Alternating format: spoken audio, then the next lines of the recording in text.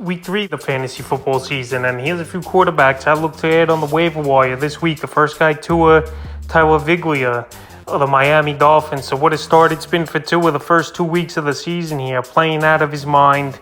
And this offense, the amount of speed and playmakers on this team is ridiculous with Tyreek Hill, the big offseason acquisition.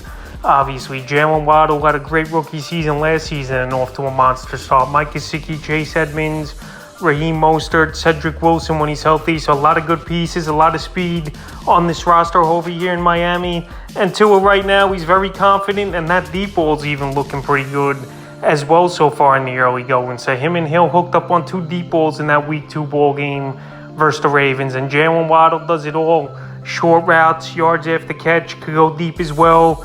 Big red zone target making plays for the first few games here for Tua. Week 1 versus the Patriots, 270 pass yards, a touchdown. And week 2 at Baltimore, like I mentioned, the monster ball game, 469 pass yards, 6 touchdowns, 2 went those in a rushing yard. So right here, Tua not looking to run a lot this season. And he's got the most pass attempts as well so far in the early going with 83 pass attempts in the season here. So right now, week 3, very tough matchup versus the Buffalo Bills that we've seen the first 2 weeks dominate on the defensive end, holding to the Rams to 10 points in week 1, and then in week 2, blowing the doors off the Tennessee Titans, winning that one 41-7. So it's going to be a tough matchup, no doubt about it. And this is going to be a real true test, even though an amazing comeback down 21 points in the fourth quarter to win the Dolphins came back and won the game. But right now, he's not available in tons of fantasy leagues. But after this week, he's got to be owned in at least 80% of leagues. So right now, only available in 37% of leagues. But if he's out there, he's the number 1 option and guy to get this week off the wire. The second quarterback's Carson Wentz of the Washington Commanders. So Carson Wentz off to a great start so far this season here.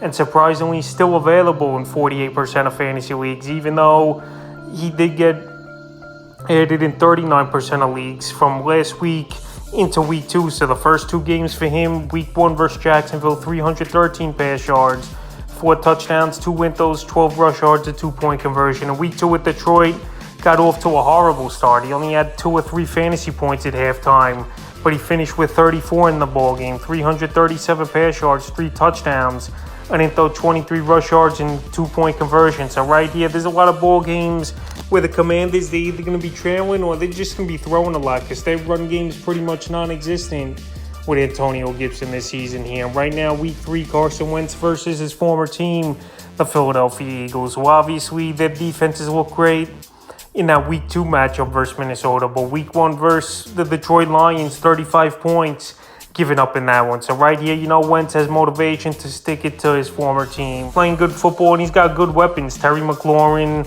Jahan Dotson already in the first few games of his career has been a great target for him. Logan Thomas, he's back and healthy, and Curtis Samuel. So some decent weapons around him.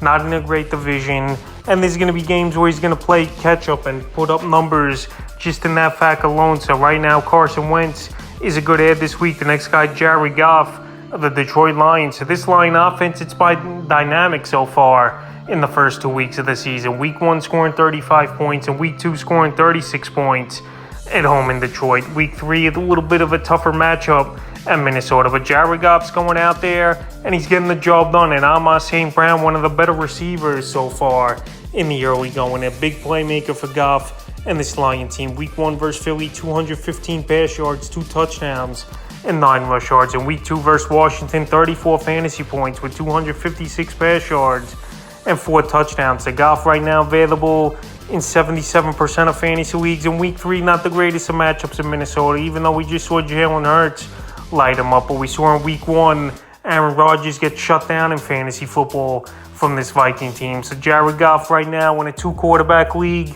or 14-team leagues or deeper, he's definitely a guy would pick up and possibly start this week. The next quarterback's Jimmy Garoppolo of the San Francisco 49ers. So Jimmy G, he's back as the starter over there in San Francisco after Trey Lance broke his ankle and went under surgery right away, and he's already ruled out for the season. So Jimmy G last season, he helped his team get to the NFC Championship, but falling short of getting to the Super Bowl, losing to division rival the Los Angeles Rams. So week 2 coming in early in that ball game. Lance went down, I believe, in the second drive of that one. 154 pass yards, a touchdown, 5 rush yards, and a rushing touchdown. In week 3, a mediocre matchup at a pretty decent Denver Bronco defense here for Jimmy Garoppolo. But we know he's a good quarterback with good poise, and they just wanted to get to the next level, I think, San Francisco, and not realizing what they have with Garoppolo. I know Garoppolo's been injury prone throughout his career, but when he plays, he always gives his team a chance to win,